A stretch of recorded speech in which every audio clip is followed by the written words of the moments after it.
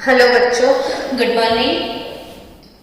कल जो लेक्चर हमने पढ़ लिया था वो था importance of electrochemical series, EMF series, electromotive force series.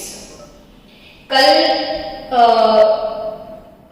की डिफरेंट टाइप के क्वेश्चंस मैंने करवाए थे कि ईएमएफ सीरीज से हमको क्या बेनिफिट है, what is the advantages of EMF series, वो सीखना है। तो एडवांटेजेस की बात करें तो ईएमएफ सीरीज से सबसे पहला फायदा क्या है, तो कौन एनोड बनेगा और कौन सा इलेक्ट्रोन कैथोड बनेगा वो समझ में आता है। अगर किसी ने आपको बोल दिया कि आप बैटरी बनाओ, एल्यूमिनियम को और कॉपर को कनेक्ट करके बैटरी बनाओ और वो बैटरी का सेल पोटेंशियल बताओ, तो सबसे पहला क्वेश्चन आपके माइंड में वही अराइज होगा कि एल्यूमिनियम कॉपर का बैटरी तो बना दे, लेकिन किसको कैथोड बनाएंगे, किसको एनोड बनाएंगे, तो वो कैसे पता चलेगा। तो उसके लिए आपको कुछ चाहिए, वो क्या चाहिए, तो दोनों के पोटेंशियल आपको चाहिए। अब Al+3/Al उसका रिडक्शन पोटेंशियल कहाँ मिलेगा, तो ईएमएफ सीरीज में मिलेगा ना, और इसका रिडक्शन पोटेंशियल है -1.66। अब Cu+2/Cu तो उसका रिडक्शन पोटेंशियल है 0.34 वोल्ट। तो दोनों का पोटेंशियल आपके पास आ गया। अब बोल सकते हो कि हाँ ये समझ में आ गया, ये -1.66 है, ये 0.34 है, जिसका रिडक्शन पोटेंशियल ज्यादा होता है वो कैथोड बन जाएगा और जिसका रिडक्शन पोटेंशियल कम होता है वो एनोड बन जाएगा। और बड़ी आसानी से आप इसका सिंबॉलिक रिप्रेजेंटेशन लिख सकते हो कि ये कैथोड ये एनोड। तो आप कैसे लिखोगे कि Al solid oblique Al+3 aqueous, फिर कंसंट्रेशन 1 मोलर लिखोगे अगर वो स्टैंडर्ड है तो, फिर क्या लिखोगे कॉपर+2 aqueous 1 molar oblique copper solid, ये बन गया एनोड, ये बन गया कैथोड। और आराम से आप इसका E0 सेल कैलकुलेट कर लोगे। तो E0 सेल में E0 cathode minus E0 anode,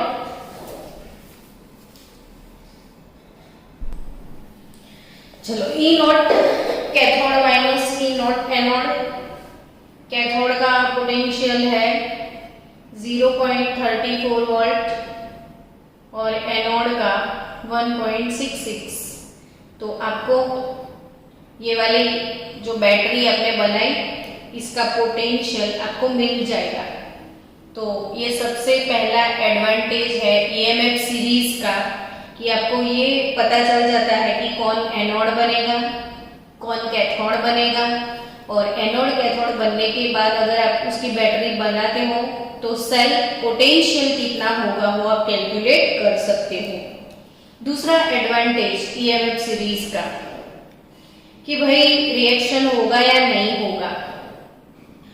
तो मैंने कल जो सिखाया था उसको आज रिवाइज भी करते हैं थोड़ा बहुत कि अपने ईएमएफ सीरीज में जो टॉप पे है, टॉप पे वो कौन फ्लोरीन और बॉटम में कौन लिथियम। ये चीजें आपको बार बार बोलनी है कि टॉप पे फ्लोरीन, बॉटम में लिथियम, ये नॉन मेटल, ये metal. Metal always reducing agent होता है,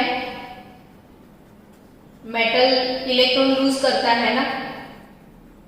मेटल किसको बोलते हैं आप, तो जो इलेक्ट्रॉन लूज करता है वो मेटल। तो मेटल अगर इलेक्ट्रॉन लूज करता है तो वो हमेशा ऑक्सीडाइज होता है ना। इलेक्ट्रॉन लूज करने की प्रोसेस को हम ऑक्सीडेशन ऐसा बोलते हैं।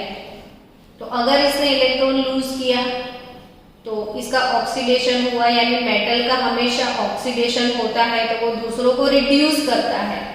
तो मेटल जनरली रिड्यूसिंग एजेंट होता है और नॉन मेटल है तो वो ऑक्सीडाइजिंग एजेंट है, राइट। तो फ्लोरीन पूरे पीरियोडिक टेबल में स्ट्रॉन्गेस्ट ऑक्सीडाइजिंग एजेंट है और ये स्ट्रॉन्गेस्ट रिड्यूसिंग एजेंट है। तो ये स्ट्रॉन्ग ऑक्सीडाइजिंग, स्ट्रॉन्ग रिड्यूसिंग। तो जब सीरीज में आप टॉप टू बॉटम जाते हो, पूरी सीरीज में टॉप टू बॉटम जाते हो, तो वो रिडक्शन पोटेंशियल के डिक्रीजिंग ऑर्डर में है। सीरीज रिडक्शन पोटेंशियल के डिक्रीजिंग ऑर्डर में है। तो when we move top to bottom in a EMF series, strength as a oxidizing agent decreases while strength as a reducing agent increases। मैंने कल ये क्वेश्चन करवाया हुआ है। तीसरा एडवांटेज कि भाई मैंने ये बोला था कि एल्यूमिनियम का आपके पास एक डिश है, तो एल्यूमिनियम के डिश में आपको आचार खाना है। यहाँ पे एल्यूमिनियम की थाली में आप आचार खा सकते हो या नहीं खा सकते।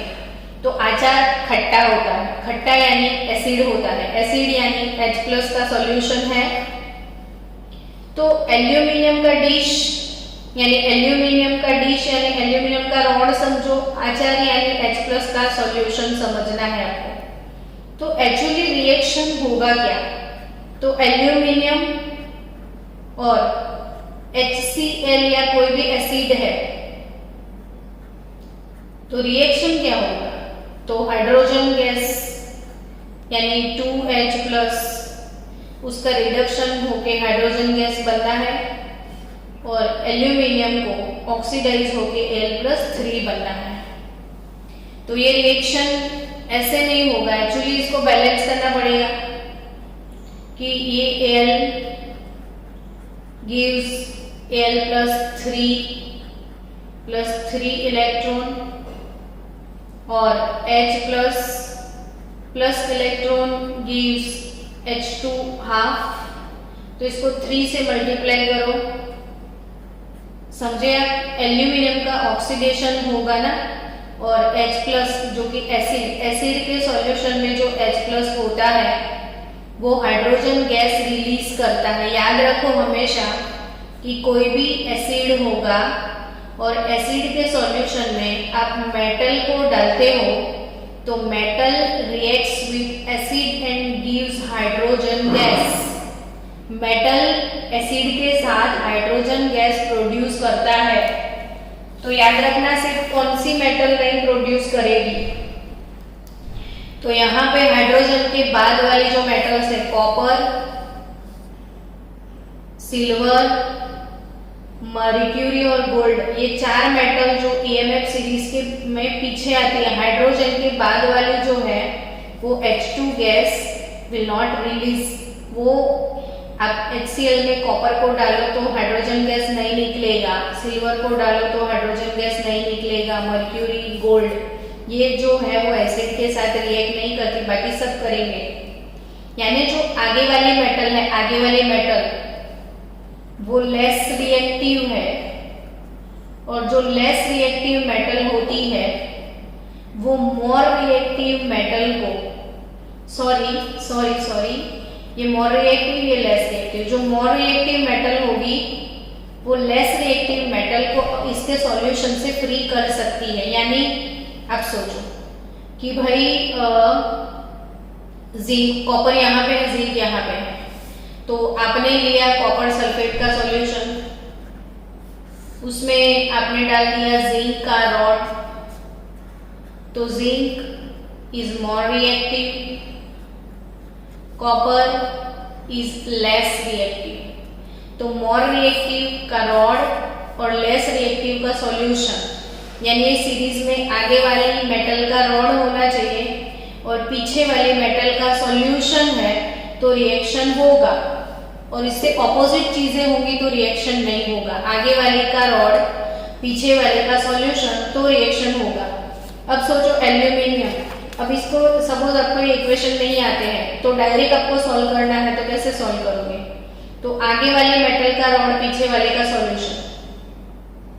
तो यहाँ पे आगे वाली मेटल जो है एल्यूमिनियम का रॉड है और पीछे वाले का सॉल्यूशन है, तो ऑब्वियसली यहाँ पे रिएक्शन होने वाला है, रिएक्शन होने वाला है। तो रिएक्शन होगा, इसलिए आप एल्यूमिनियम की डिश में अचार नहीं खा सकते हैं, क्योंकि आगे वाली मेटल का रॉड और पीछे वाले का सॉल्यूशन, तो रिएक्शन होता है। लेकिन अगर एसिड के बोतल में सिल्वर की रिंग गिर गई तो कुछ नहीं होगा, ये आगे वाला सॉल्यूशन पीछे वाला रॉड, तो रिएक्शन नहीं होगा। तो ये चीज समझना, आप रिएक्टिविटी सीरीज से नहीं समझोगे तो ईएमएफ सीरीज से भी पता चल जाएगा आपको कि ईएमएफ सीरीज में जो नीचे वाले पोर्शन की, नीचे वाला सॉल्यूशन, नीचे वाले पोर्शन में, नीचे पोजीशन में जो भी मेटल है उसका रॉड होना चाहिए, और ऊपर वाली पोजीशन में जो है इसका सॉल्यूशन, नीचे वाले का रॉड, ऊपर वाले का सॉल्यूशन, तो रिएक्शन होगा। फॉर एग्जांपल, कॉपर सल्फेट के वेसल में एल्यूमिनियम का रॉड डालो तो रिएक्शन होगा या नहीं होगा? कॉपर सल्फेट के सॉल्यूशन में एल्यूमिनियम, यहां से ही पता चल जाएगा। चलो, कॉपर सल्फेट के सॉल्यूशन में एल्यूमिनियम का रॉड डाल दोगे तो रिएक्शन होगा या नहीं होगा? तो ईएमएफ सीरीज में एल्यूमिनियम का -1.6 और ये 0.34, यानी ऊपर होगा, ऊपर के पोजीशन में कॉपर होगा, लोअर पोजीशन में एल्यूमिनियम होगा। क्यों? तो हमारी सीरीज डिक्रीजिंग ऑर्डर में है, 0.34 ऊपर होगा, -1.66 नीचे होगा। अब एल्यूमिनियम का रॉड है ना, और कॉपर का सॉल्यूशन है, तो नीचे वाली पोजीशन का रॉड, ऊपर वाली पोजीशन का सॉल्यूशन, नीचे वाली पोजीशन का रॉड और ऊपर वाली पोजीशन का सॉल्यूशन, तो रिएक्शन होता है। तो यहाँ पे रिएक्शन होगा। तो ये ईएमएफ सीरीज में एक चीज याद कर लो, नीचे वाली पोजीशन का रॉड और ऊपर वाली पोजीशन का सॉल्यूशन, तो रिएक्शन होगा। तो चलो, आज कुछ तूफानी चीजें पढ़नी है आपको कि अब तक हमने जितने भी बैटरी या सेल पढ़े थे वो सारे सेल स्टैंडर्ड सेल थे। हमने अब तक जो पढ़ा वो सारे स्टैंडर्ड सेल थे। स्टैंडर्ड मतलब क्या? तो स्टैंडर्ड सेल किसको बोलते हैं?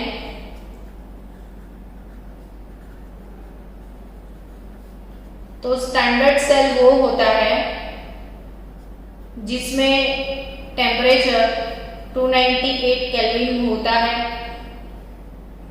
अगर वो गैसियस इलेक्ट्रोड कोई है तो प्रेशर इसका 1 बार आप मैनेज करते हो, और अगर जो भी हम सॉल्यूशन यूज करते हैं उसका कंसंट्रेशन हमेशा 1 मोलर हो तो उसको हम स्टैंडर्ड सेल बोलते हैं। लेकिन हमेशा ऐसा होता नहीं है, सॉल्यूशन हमेशा 1 मोलर नहीं होता है। तो कोई भी कंसंट्रेशन हो, कोई भी रैंडम कंसंट्रेशन ले लो, रैंडम प्रेशर ले लो, अगर गैसियस इलेक्ट्रोड है और कोई भी टेम्परेचर पे आपने सेल बना दिया, तो वैसे सेल को हमको बोलना है non standard electrode, non standard cell. अब जो स्टैंडर्ड सेल, उसका पोटेंशियल होता है E0 सेल, और नॉन स्टैंडर्ड सेल तो इसका पोटेंशियल होता है E सेल। तो E सेल मतलब क्या बच्चों? Non standard cell. और E0 सेल किसका पोटेंशियल? तो स्टैंडर्ड सेल का। अब सपोज नॉन स्टैंडर्ड सेल है तो इसका पोटेंशियल कैसे कैलकुलेट करेंगे? तो इसका पोटेंशियल कैलकुलेट करने के लिए इक्वेशन डिराइव करके दिया है किसने? तो नर्स्ट अंकल ने। तो आज नर्स्ट अंकल का जो एफर्ट है, नर्स्ट इक्वेशन, वो हमको सीखना है। कौन सा इक्वेशन सीखेंगे हम? Nernst equation. तो नर्स्ट इक्वेशन का जो डेरिवेशन है वो derivation based on thermodynamics. Nernst equation का डेरिवेशन कौन से प्रिंसिपल पे बेस्ड है? थर्मोडायनामिक प्रिंसिपल पर बेस्ड है। सबसे पहले नर्स्ट अंकल ने ये सोचा कि जो सेल पोटेंशियल है वो कौन कौन से फैक्टर्स पर डिपेंड करता है। सेल का पोटेंशियल कौन से फैक्टर्स पे डिपेंड करता है? जैसे आपके एग्जाम में मार्क्स आएंगे तो मार्क्स जो आपके अच्छे आते हैं या नहीं आते हैं तो कौन से फैक्टर्स पे डिपेंड करते हैं? तो एक तो रेगुलरिटी, यानी आप कितनी पढ़ाई करोगे, सबसे ज्यादा डिपेंड करेगा हार्डवर्क पे। तो marks are directly proportional to hard work. Hard work, attention जितना ज्यादा होगा उतने ही मार्क्स ज्यादा होते हैं। वैसे सेल पोटेंशियल कौन से फैक्टर्स पे डिपेंड करता है? तो वो फैक्टर्स भी एग्जाम में ऑप्शन में आते हैं नेचर ऑफ इलेक्ट्रोड पे, कि भाई वो कौन सा इलेक्ट्रोड है, कॉपर का है, एल्यूमिनियम का है, सिल्वर का है, प्लेटिनम का है, फिर किस मेटल का है, यानी नेचर ऑफ इलेक्ट्रोड पे डिपेंड करता है सेल पोटेंशियल। दूसरी चीज वो कौन से फैक्टर पे डिपेंड करता है? तो दूसरी चीज कंसंट्रेशन पे, concentration of electrolyte solution, concentration of electrolytic solution, यानी जो डिब्बे में हम सॉल्यूशन डालते थे उसकी कंसंट्रेशन पे ये डिपेंड करता है। फिर नेचर ऑफ इलेक्ट्रोड पे कि क्या यूज किया है। और तीसरा जो फैक्टर है वो है टेम्परेचर। तीसरा फैक्टर कौन सा है? टेम्परेचर। तो कंसंट्रेशन, टेम्परेचर और नेचर। तो नर्स्ट इक्वेशन, नर्स्ट अंकल ने सोचा कि नेचर के साथ तो अभी कैसे कैलकुलेट किया जाए, टेम्परेचर से भी नहीं कैलकुलेट किया जाता है। तो उन्होंने कंसंट्रेशन ऑफ इलेक्ट्रोलिटिक सॉल्यूशन और ई सेल, इन दोनों के बीच का जो रिलेशन है वो डेवलप किया, जिसको बोला जाता है नर्स्ट इक्वेशन। तो नर्स्ट इक्वेशन क्या है? तो Nernst equation non standard cell का पोटेंशियल कैलकुलेट करने के लिए है।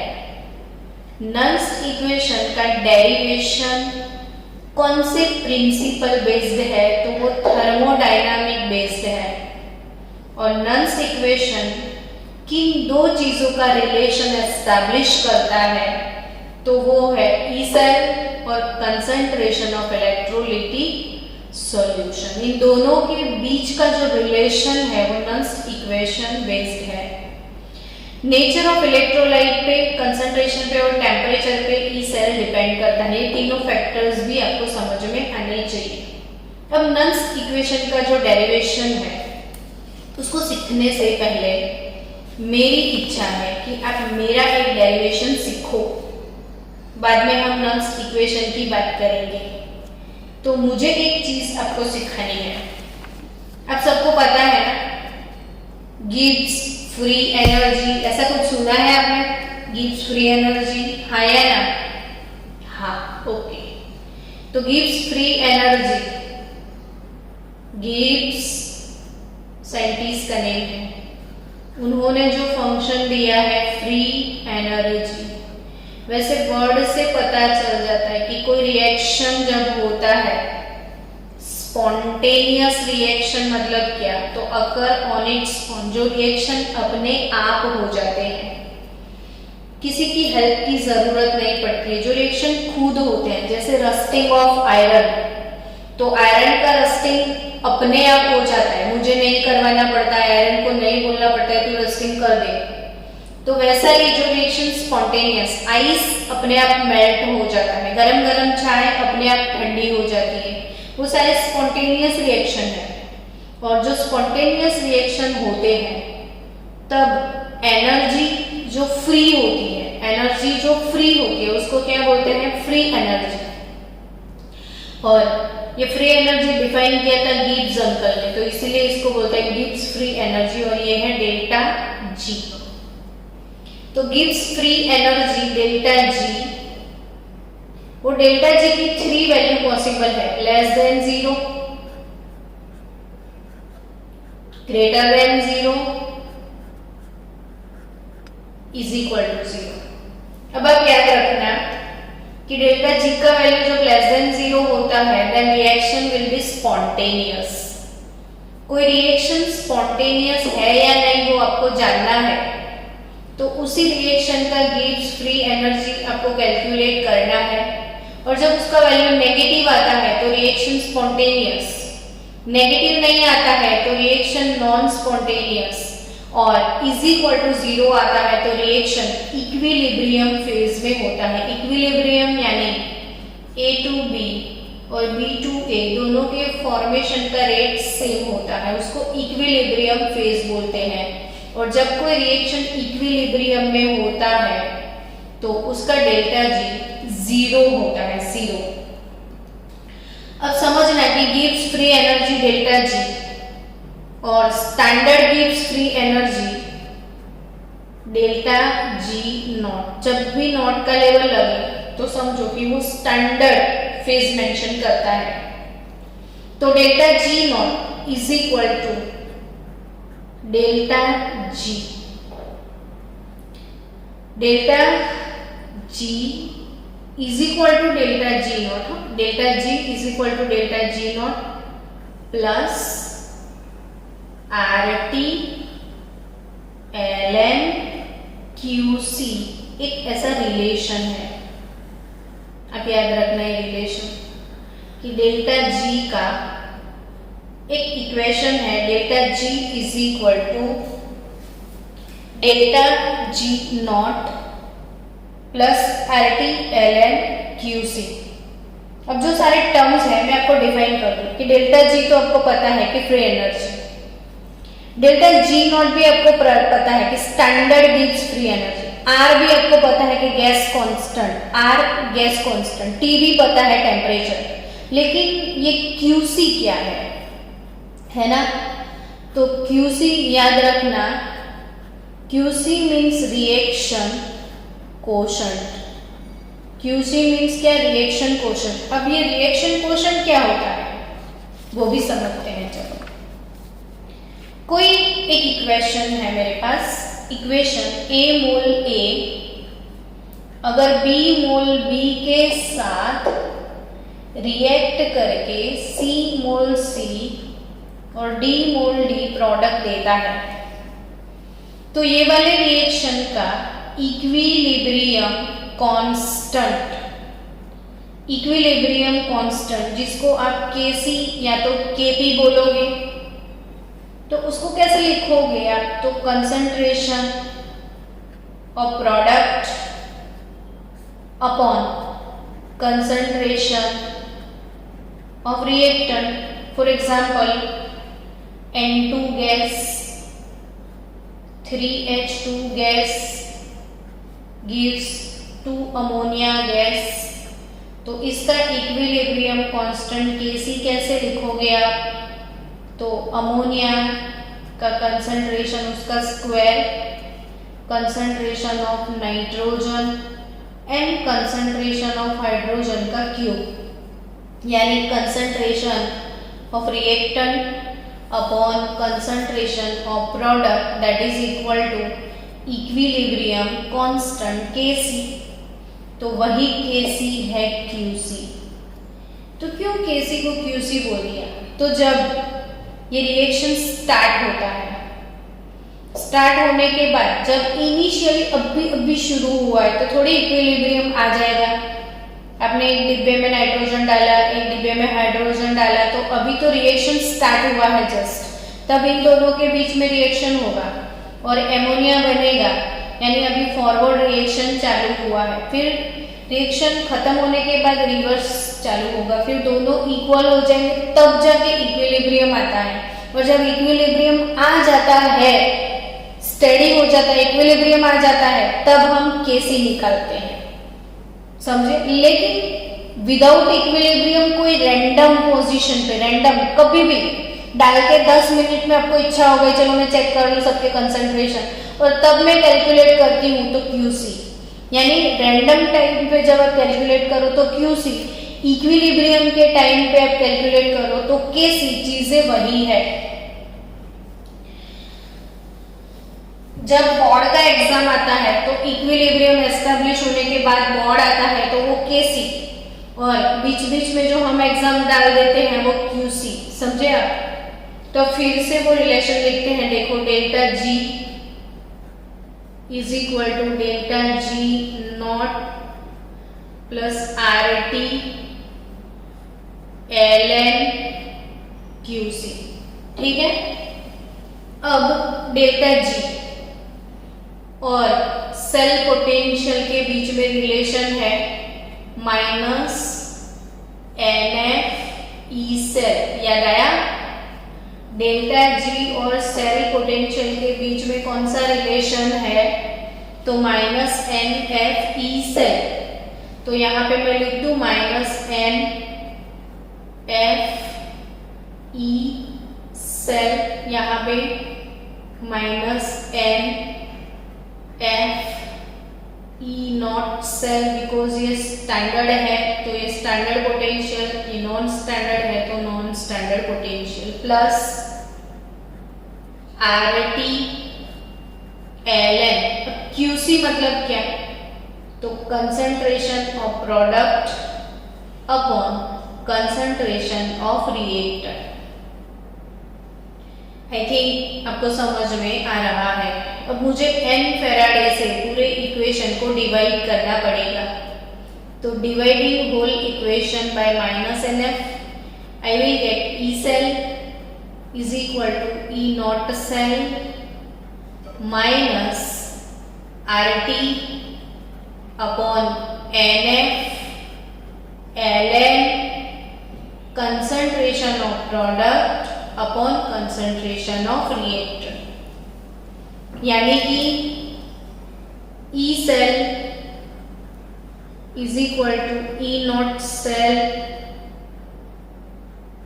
माइनस, अब ln को मैं हटा दूं तो मैं क्या लिखूंगी? log, ln को हटाना है log में जाना है तो आपको डालना पड़ेगा 2.303 RT by NF log concentration of product upon concentration of reactor। अब ये 2.303 RT over F, इसका वैल्यू कितना मिलेगा? 2.303 RT by F का वैल्यू, तो 2.303 R है गैस कांस्टेंट, जूल में लेना पड़ेगा, 8.314 टेम्परेचर, 298 केल्विन, और फेराडे तो 1 फेराडे यानी कितने कूलम? तो 96500 कूलम, तो इनका वैल्यू आएगा 0.059। तो अब आप लिख दो E not cell is equal to minus 0.059 upon n log concentration of product upon concentration of reactant, that is equal to E cell। चलो, तो ये हो गया नन्स्ट इक्वेशन कि हमारे पास नॉन स्टैंडर्ड सेल जो है ई सेल, वो कैसे मिलेगा? तो E cell is equal to, पहले क्या करते थे, ई नॉट सेल, बहुत इजी इक्वेशन था, E naught cathode minus E naught anode, है ना, सिंपल। लेकिन ये तो स्टैंडर्ड के लिए है बच्चों, हमारा तो नॉन स्टैंडर्ड है, और अगर नॉन स्टैंडर्ड है तो E cell is equal to E not cell minus 0.059 by n log concentration of product upon reactant. चलो अब एक एग्जांपल से समझते हैं। सपोज मेरे पास कोई हाफ सेल है,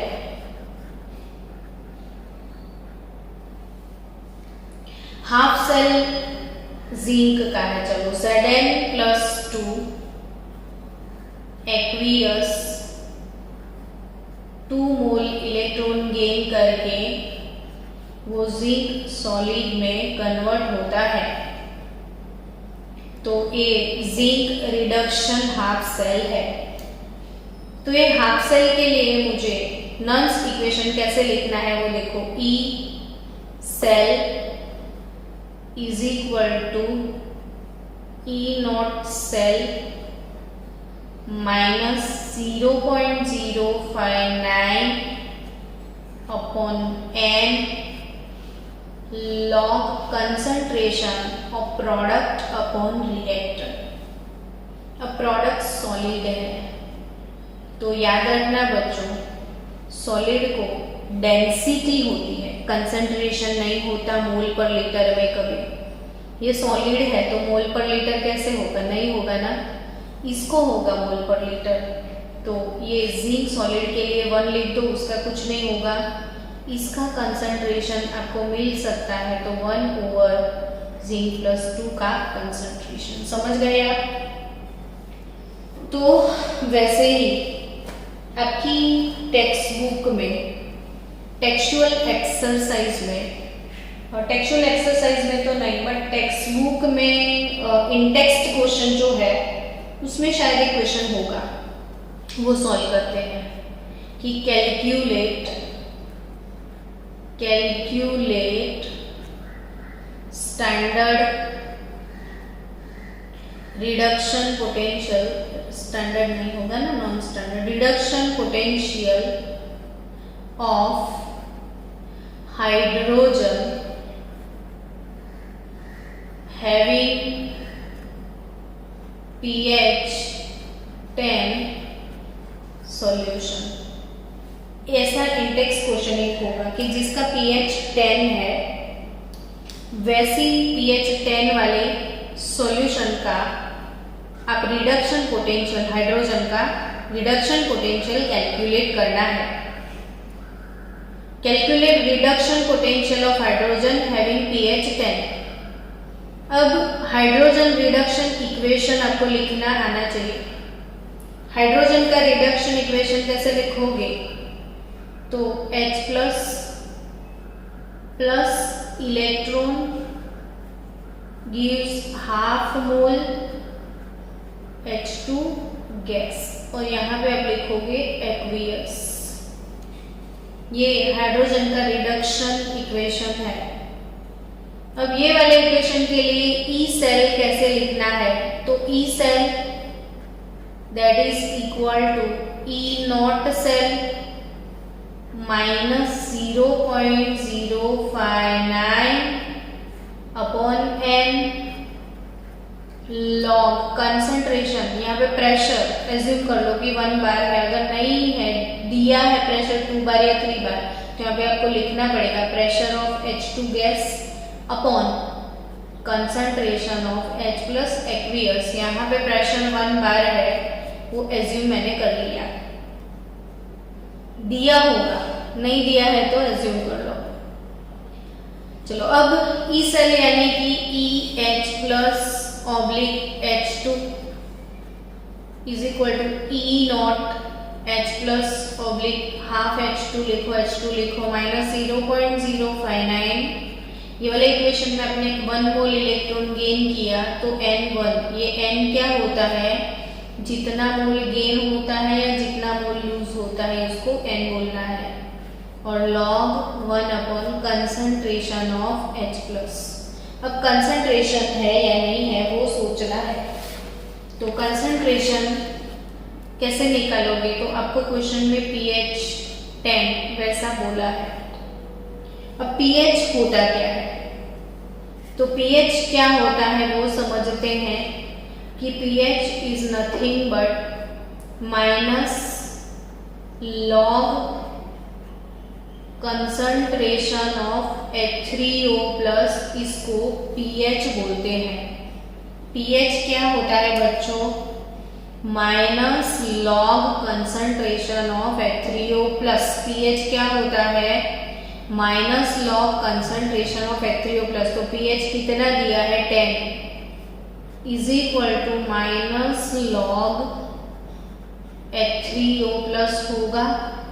अब ये माइनस उधर चला जाएगा तो -10 is equal to log H3O plus होगा।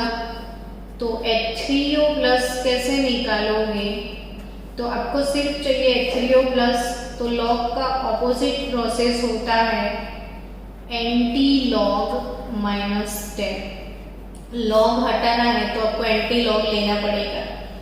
तो H3O plus is equal to anti log -10, और एंटी लॉग -10 का मतलब होता है 10⁻⁻10। अगर आपके पास लिखा है एंटी लॉग -2 तो इसका आंसर होगा 10⁻²।